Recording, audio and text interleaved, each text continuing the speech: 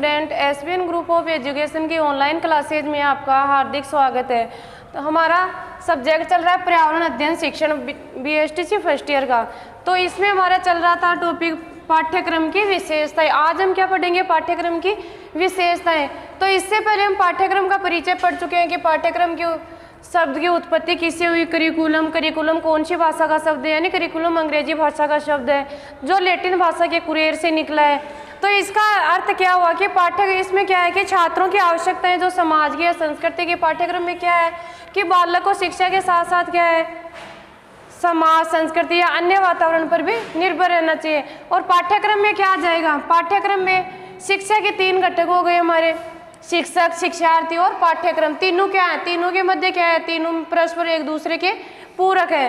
तो कल हमने किया था कि पाठ्यक्रम शब्द का, जैसे कनिंघम ने एक परिभाषा दी, जी कनिंघम कोई विद्वान है, उन्होंने एक परिभाषा दी। शिक्षक को किसके समान बताया? एक हथौड़े के समान। तो हथौड़े के समान तो पाठ्यक्रम क्या हो गया? साधन। पाठ्यक्रम को क्या बताया? साधन। और फिर शिक्षार्थी क्या हो गया? उसमें पढ़ने वाला। तो शिक्षार्थी तो, और स्कूल को उसने क्या बताया कि उसको एक स्कूल में क्या मिलती है, उसके बच्चे को उस वातावरण के अनुसार ढाल सकता है। तो कनिंघम ने एक शिक्षक, शिक्षार्थी और पाठ्यक्रम को क्या बताया था? एक दूसरे के पूरक। तो इसमें कुछ विशेषताएं, कुछ अध्ययन, अन्य अर्थों में हमने क्या देखा था? अध्ययन क्षेत्र के रूप में क्या पाठ्यक्रम में क्या क्या चाहिए? अध्ययन क्षेत्र।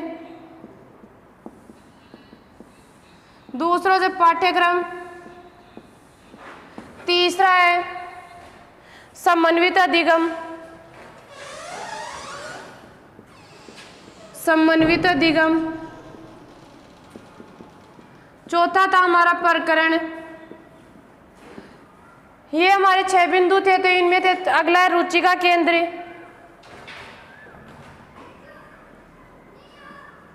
अगला है रुचि का केंद्र। लास्ट है हमारे शैक्षिक अनुभव, शिक्षा में जो भी अनुभव है शिक्षक के पास, यानी हमारा पूर्व ज्ञान। जो पूर्व ज्ञान है उसे नवीन ज्ञान में, पूर्व ज्ञान के आधार पर क्या करना? बच्चों को नवीन ज्ञान देना। तो ये 6 क्या थे? पाठ्यक्रम शब्द को, अर्थ को अन्य अर्थों में व्यक्त करने के लिए शब्द। क्यों? पाठ्यक्रम में ये सारी चीजें क्या है? मुख्य रूप से महत्वपूर्ण। इनके बिना क्या है? पाठ्यक्रम का कोई औचित्य नहीं है कि पाठ्यक्रम में अध्ययन क्षेत्र उसका क्या होना चाहिए? सीमित होना चाहिए। पाठ्यक्रम का लेवल है वो बच्चे के मानसिक स्तर के अनुकूल होना चाहिए। और समन्वित अधिगम, इसमें क्या आ जाएंगे कि जो शिक्षक के पास जो अनुभव, अपने अनुभव क्या करना है बच्चों के साथ, बच्चों को सिखाने के लिए उनके साथ क्या करना है? शेयर करना है। प्रकरण, हमें जो भी प्रकरण होता है वो क्या होता है? बच्चों के पूर्व ज्ञान के आधारित होता है। और रुचि का केंद्र की बच्चों को रुचि के अनुसार, किसी की रुचि पढ़ने में, किसी की सृजनात्मक कलाओं, किसी की खेल में, तो उसके अनुसार क्या हुआ कि पाठ्यक्रम क्या है? एक रुचि का केंद्र। पाठ्यक्रम किसके अनुसार होना चाहिए? बच्चे की रुचि के अनुसार। अगला है शैक्षिक अनुभव। जो हमारे पास होते हैं वो बच्चों को उसी के अनुसार, बच्चे को उस वातावरण में या उसमें डालना चाहिए। आज देखते हैं पाठ्यक्रम की विशेषता। आज हमारा टॉपिक है पाठ्यक्रम की विशेषताएं। तो पाठ्यक्रम की विशेषताओं में क्या जाएगा? इसका अध्ययन क्षेत्र से संबंधित कि पाठ्यक्रम किस प्रकार का होना चाहिए, किस आयु वर्ग पर किस लेवल का होना चाहिए, और इसके क्या विशेष लक्ष्य और क्या उद्देश्य निर्धारित किए गए। पाठ्यक्रम से क्या निकल रहे हैं? कुछ क्वेश्चन निकल रहे हैं। पाठ्यक्रम की विशेषताओं से क्या क्वेश्चन निकल रहे हैं कि इसमें क्या होना चाहिए कि पाठ्यक्रम किस आयु वर्ग या योग्यता स्तर के लिए है। पाठ्यक्रम क्या होना चाहिए? किस आयु वर्ग या स्तर के लिए है। इसके क्या लक्ष्य और क्या उद्देश्य हैं? क्या लक्ष्य या उद्देश्य हैं? पाठ्यक्रम किस आयु वर्ग के लिए निर्धारित किए, किस प्रकार की शिक्षा के लिए, यह औपचारिक शिक्षण हेतु है या अनौपचारिक शिक्षण है, किस प्रकार के शिक्षण हेतु है,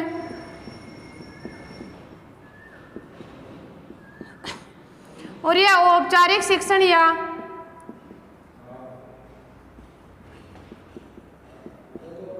अनौपचारिक शिक्षण में है।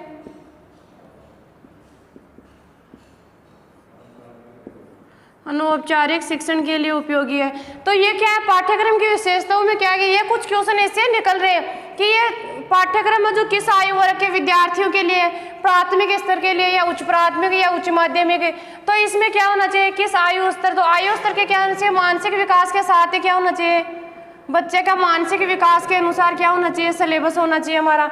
और इस पाठ्यक्रम है जो एक निर्धारित किया गया नई राष्ट्रीय नीति के अनुसार, तो इसका लक्ष्य ये उद्देश्य क्या है कि जब बच्चा पढ़ेगा तो उसे आगे क्या होगा, उसके आर्थिक संसाधन मजबूत हो, उसे आर्थिक व्यवसाय में उन्नति मिलेगी। ये किस प्रकार का शिक्षण है, औपचारिक है या अनौपचारिक है। तो ये आगे हमारे पाठ्यक्रम की विशेषताओं के अंतर्गत कुछ बातें। अब देखते हैं विशेषताएं।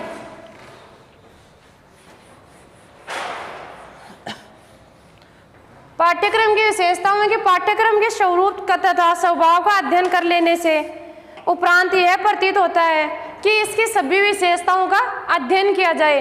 अब ये इतना हम परिचय इसके बारे में जान चुके, तो अभी इसके बारे में आगे क्या है हमारा, इसके स्वरूप और स्वभाव को देखते हुए क्या होता है कि पाठ्यक्रम की कुछ विशेषताएं निर्धारित की हैं। उनमें पहले कि पाठ्यक्रम क्या है, समाज की संस्कृति का आधार। पाठ्यक्रम को क्या बताया है, समाज की संस्कृति का प्रतिबिंब का आधार है।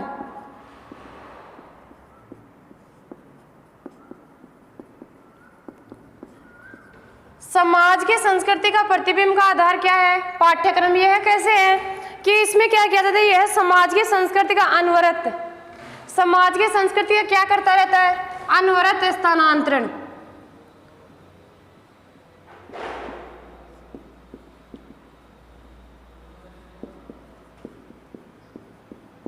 अनवरत स्थानांतरण। तो इसमें क्या हो गया कि पाठ्यक्रम समाज की संस्कृति का प्रतिबिंब का आधार कैसे है, क्योंकि ये क्या करता है, हमने फर्स्ट क्लास पास की तो दूसरी में चले गए, दूसरी से तीसरी, तो क्या कर रहे हैं हम, क्लास दर क्लास क्या कर रहे हैं हम, स्थानांतरण, एक क्लास से दूसरी क्लास में जा रहे हैं। तो पाठ्यक्रम का क्या है, ये अनवरत यानी निरंतर चलने वाली, निरंतर बिना रुके चलने वाली,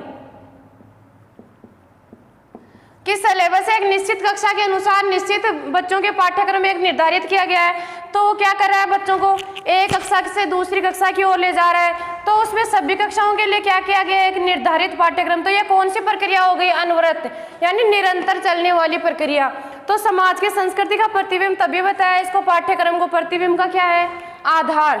आगे देखते हैं हम दूसरा, पाठ्यक्रम समाज की संस्कृति में केवल उन्हीं अंगों का स्थानांतरण नई पीढ़ी को करता है जिससे समाज क्या समझता है, अति आवश्यक। अब अनवरत स्थानांतरण तो समाज के संस्कृति का प्रतिबिंब कर रहा है, अनवरत स्थानांतरण पाठ्यक्रम। अब किसका कर रहा है कि जिसे समाज आवश्यक समझता है, जिसे समाज आवश्यक समझता है।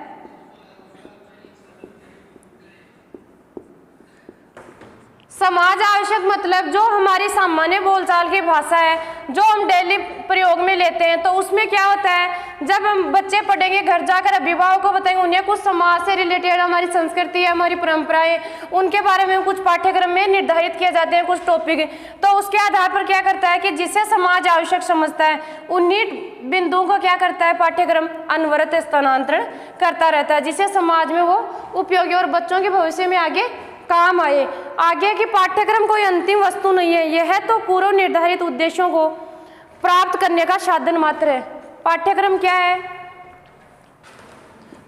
कोई नई वस्तु नहीं है। नई वस्तु मतलब यह है तो प्राचीन परंपरा से चली आ रहा है पाठ्यक्रम। तो पाठ्यक्रम में क्या है कि जैसे पहले आश्रम में गुरु शिक्षा देता, तो उसका भी तो एक लेवल, तो वो भी तो एक शिक्षा का एक अपना क्षेत्र चूज कर रखा था। उसी प्रकार क्या है कि बस उसमें थोड़ा बदलाव हुआ है कि वो पहले ऐसे प्राकृतिक वातावरण के आधार पर शिक्षा देता था, और अब क्या है आजकल किताबी लेवल और उसमें विद्यालय का एक सीमित समय हो गया। तो इसमें क्या है कि पाठ्यक्रम क्या है, कोई नई वस्तु नहीं है, वह क्या है, यह तो पूर्व निर्धारित उद्देश्यों को प्राप्त करने का क्या है, साधन मात्र है। इसे आवश्यकता पड़ने पर निर्मित और पुनर्निर्मित किया जा सकता है। नई वस्तु नहीं है, यह क्या है, आवश्यकता पड़ने पर क्या हो सकता है, आवश्यकता पड़ने पर इसे निर्मित और पुनर्निर्मित किया जा सकता है।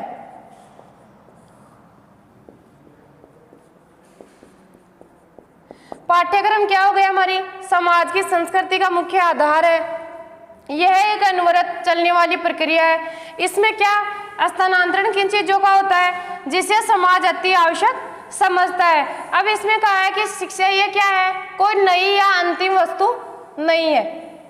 ये पाठ्यक्रम के आधार पर इसका एंड हो गया। तो ये क्या है कि अंतिम वस्तु नहीं। अंतिम वस्तु क्यों नहीं है, क्योंकि आवश्यकता पड़ने पर हम क्या करते हैं, हमारा पाठ्यक्रम, अब पाठ्यक्रम हमारा 2-4 साल से चेंज होता रहता है। कभी पाठ्यक्रम कुछ नए बिंदु जोड़ दिए जाते हैं जो हमारे वर्तमान के होते हैं, कुछ में क्या है जो हमारे नए काम के उनको हटा दिया जाता है। तो पाठ्यक्रम को क्या होता है, नई राष्ट्रीय शिक्षा नीति में एक समिति गठित होती है, उसके आधार पर सभी उस समूह का एक गठन करते हैं। तो गठन में क्या होता है, सभी अपनी राय देते हैं। तो उसके आधार पर क्या होता है, पाठ्यक्रम को निर्मित और पुनर्निर्मित दोनों काम कर सकते हैं। तो पाठ्यक्रम क्या है, कोई अंतिम या नई वस्तु नहीं है कि जिसकी आवश्यकता पड़ने पर हम क्या कर सकते हैं, इसे हम निर्मित और पुनर्निर्मित भी कर सकते हैं। अब पाठ्यक्रम क्या होते हैं, अगली हमारी चौथी विशेषता है। पाठ्यक्रम क्या है, निर्माण का आधार है। अब निर्माण का आधार कैसे है,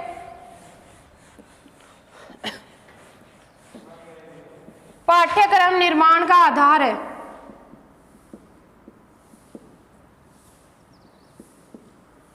पाठ्यक्रम निर्माण का आधार है। और निर्माण के आधार पर इसे 3 भागों में बांटा गया। पाठ्यक्रम निर्माण का आधार है। तो समाज की संस्कृति के महत्वपूर्ण तथ्य, ये हम पहले चर्चा कर चुके हैं इसमें कि समाज के संस्कृति के महत्वपूर्ण तथ्य इसके अंतर्गत आते हैं। समाज की संस्कृति के महत्वपूर्ण तथ्य क्या आते हैं, पाठ्यक्रम निर्माण के क्या है, ये मुख्य आधार है। अगला है हमारा छात्रों की आवश्यकता। छात्रों की आवश्यकताएं, छात्रों की आवश्यकताएं। अगर छात्रों के पास पाठ्यक्रम ही नहीं होगा तो उन्हें कैसे एक क्लास से दूसरी क्लास में स्थानांतरित कर दिया जाएगा, क्योंकि उसे बिना सिलेबस और बिना पाठ्यक्रम के उनका रिजल्ट कैसे तैयार होगा, कि उसके पास ऐसा कोई आधार ही नहीं होगा जिसके आधार पर उसका आगे चयन किया जा सके। तो इसमें क्या है कि छात्रों की आवश्यकता में क्या है, पाठ्यक्रम निर्माण बहुत उपयोगी है। अगला है हमारा समाज की वास्तविकता। तीसरा है समाज की वास्तविकता। तो इसमें क्या हो गया ये हमारे हो गए चौथी विशेषता में पाठ्यक्रम निर्माण का आधार है। पाठ्यक्रम निर्माण का क्या आधार है कि समाज की संस्कृति के महत्वपूर्ण तथ्य हैं। दूसरा है हमारा ये छात्रों की आवश्यकता है पाठ्यक्रम, और तीसरा हमारे समाज की वास्तविकता को दर्शाता है। अगली विशेषता है कि सामाजिक परिवर्तनों के साथ ही पाठ्यक्रम में परिवर्तन क्या हो जाते हैं, अनिवार्य हो जाते हैं। सामाजिक परिवर्तनों के साथ ही सामाजिक परिवर्तनों के साथ ही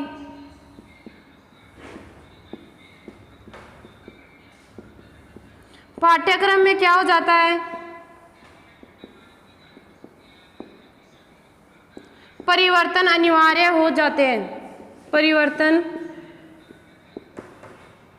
अनिवार्य हो जाते हैं।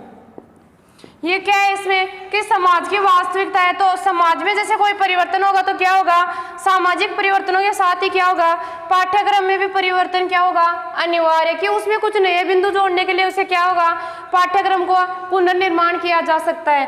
तो इसके आधार पर ये हो गई हमारी 5 विशेषताएं। 5 विशेषताओं में क्या था, पहला हमारा समाज को संस्कृति का आधार बताया था, समाज को संस्कृति का आधार। अब संस्कृति का आधार क्या करता था, ये एक अनवरत स्थानांतरण करती है। अनवरत स्थानांतरण करती है तो इसके अंदर क्या है कि पाठ्यक्रम कोई अंतिम वस्तु नहीं है। तो ये क्या करती है, पूर्व निर्धारित उद्देश्यों को क्या करती है, इसमें क्या आते हैं, पूर्व निर्धारित उद्देश्य को प्राप्त करने का कार्य करती है।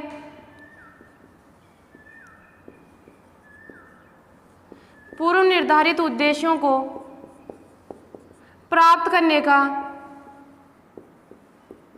साधन मात्र है। हमारी पाठ्यक्रम की पहली विशेषता की समाज को संस्कृति का आधार माना है। दूसरी है इसमें क्या आधार किस लिए माना गया है कि एक क्लास से दूसरी क्लास में क्या करती है स्थानांतरण, ये प्रक्रिया कैसी चलती है अनवरत यानी निरंतर चलती रहती है। आगे देखते हैं किसके आधार पर करती है अनवरत स्थानांतरण, पूर्व निर्धारित उद्देश्यों में।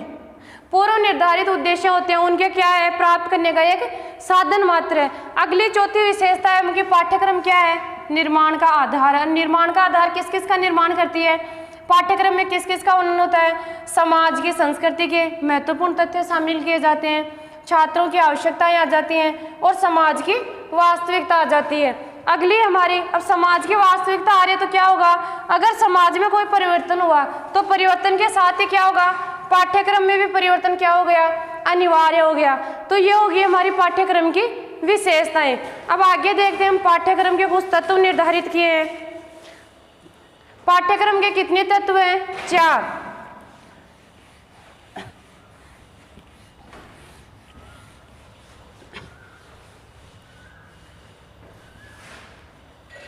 पाठ्यक्रम के तत्व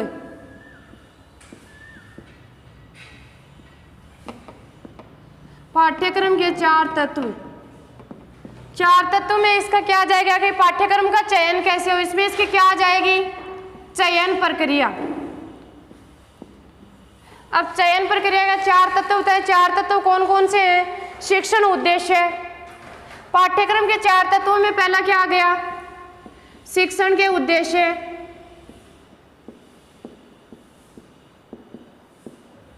शिक्षण के उद्देश्य। दूसरा है हमारा शिक्षण विधि तथा पाठ्य वस्तु। तीसरा है परीक्षण प्रक्रिया और चौथा है पृष्ठ पोषण। शिक्षण विधि तथा पाठ्य वस्तु,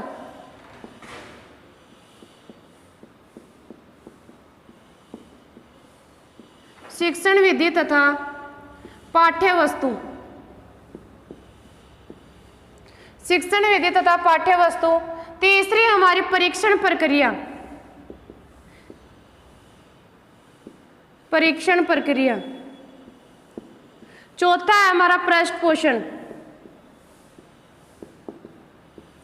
तो इनके आधार पर 4 प्रक्रियाओं के जो हमारे पाठ्यक्रम के 4 तत्व है 4 प्रक्रियाएं, पाठ्यक्रम का किन 4 तत्वों के आधार पर इसकी चयन प्रक्रिया निर्धारित हुई है। पहले आ गए हमारे शिक्षण के उद्देश्य कि शिक्षा हमारे क्लास दर क्लास में पढ़ना हमारा शिक्षण का मुख्य उद्देश्य क्या है, हमें ज्ञान प्राप्त करके आगे क्या करना है। तो शिक्षण के उद्देश्य आ जाएंगे तो उसके आगे क्या आएगा, उसमें क्या क्या शामिल हो जाएंगे, शिक्षण विधि और पाठ्य वस्तु का हम अध्ययन करेंगे। अब शिक्षण विधि और पाठ्य वस्तु का अध्ययन करेंगे तो आगे तीसरा क्या आ गया परीक्षण, हमारी परीक्षा प्रणाली कि हम पढ़ के पूरे साल तो लास्ट में हमारी अर्धवार्षिक और वार्षिक परीक्षाएं होती है, उनमें हमारी क्या होती है परीक्षण यानी परीक्षा टेस्ट प्रक्रिया या एग्जाम की प्रक्रिया चलती है। तो उससे क्या मिलेगा हमें पृष्ठ पोषण यानी हमारा रिजल्ट तैयार होगा।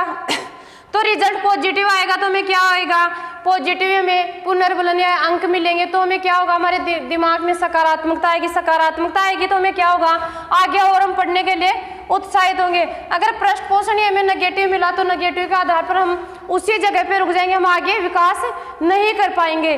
तो इसमें हो गया चयन प्रक्रिया के 4 तत्व। 4 तत्व हम पहला देखते हैं शिक्षण के उद्देश्य।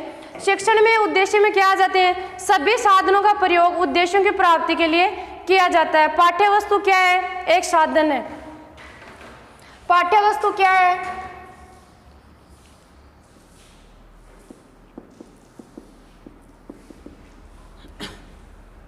पाठ्य वस्तु एक साधन के रूप में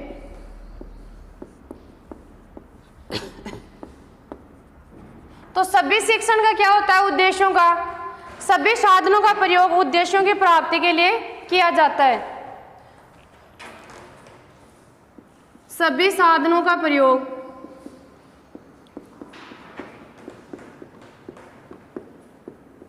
उद्देश्यों की प्राप्ति के लिए किया जाता है।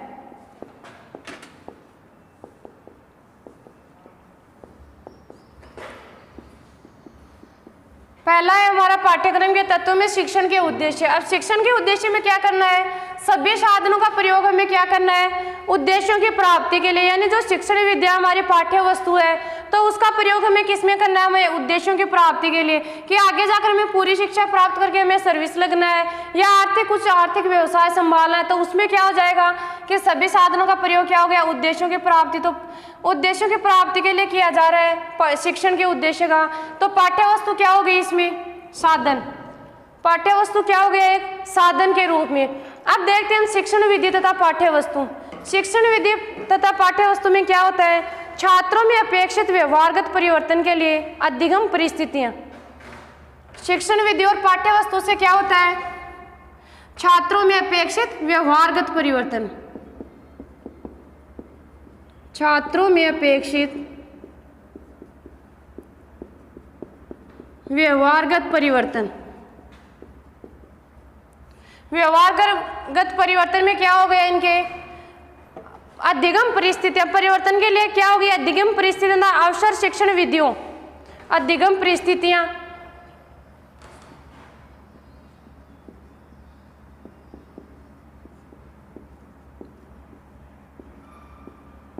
अधिगम परिस्थितियां तथा अवसर की प्राप्ति के लिए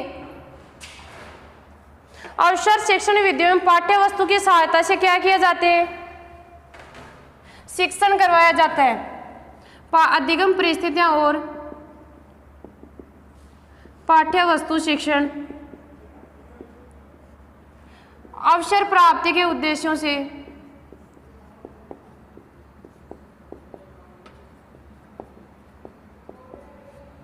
पाठ्यवस्तु शिक्षण कराया जाता है। तो ये क्या हो गया हमारा, छात्रों में अपेक्षित व्यवहारगत परिवर्तन के लिए अधिगम परिस्थितियां अवसर शिक्षण विधियों एवं पाठ्यवस्तु की सहायता से क्या किए जाते हैं, उत्पन्न किए जाते हैं। पाठ्यवस्तु शिक्षण की सहायता से क्या करेंगे, उद्देश्य कुछ निर्धारित किए जाते हैं, उद्देश्य निर्धारित किए जाते हैं। अब अगला देखते हैं हम परीक्षण प्रक्रिया, यानी हमारी परीक्षा प्रणाली कैसी है। इसके द्वारा यह सुनिश्चित किया जाता है कि शिक्षण विधियों तथा पाठ्यक्रम से किस सीमा तक प्राप्त किया जा सकता है। इसमें क्या हो गया, हमारी शिक्षण विधि और जो पाठ्य वस्तु है, परीक्षण प्रक्रिया में क्या आ जाएगा कि इसको विद्यार्थी ने किस सीमा तक प्राप्त किया है, किस सीमा तक ज्ञान प्राप्त किया है।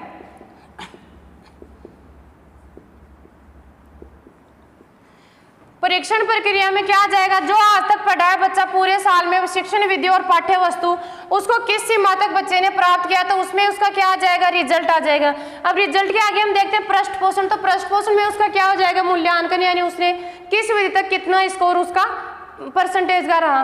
तो पृष्ठ पोषण में क्या होता है, परीक्षण का अर्थापन शिक्षकों तथा छात्रों को, परीक्षणों का अर्थापन क्या करता है, पृष्ठ पोषण।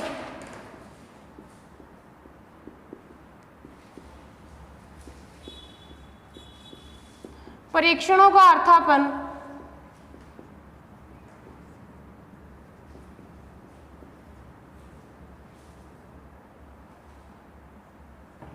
परीक्षणों का अर्थापन शिक्षकों तथा छात्रों को पृष्ठ पोषण प्रदान करता है।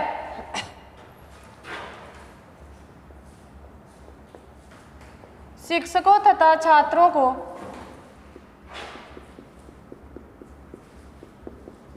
पृष्ठ पोषण प्रदान करता है।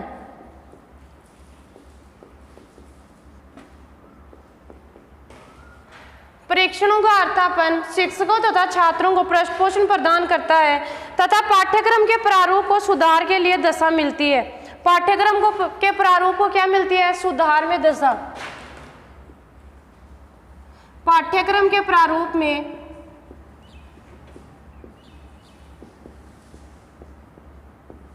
पाठ्यक्रम के प्रारूप की दशा में सुधार मिलता है। अब सुधार मिलेगा तो क्या होगा, बच्चे का मूल्यांकन प्राप्त हो जाएगा। बच्चे का क्या होगा, तो इसमें क्या होगा, पृष्ठ पोषण किसका होता है, पृष्ठ पोषण में क्या होता है, मूल्यांकन का प्रभाव। मूल्यांकन का प्रभाव।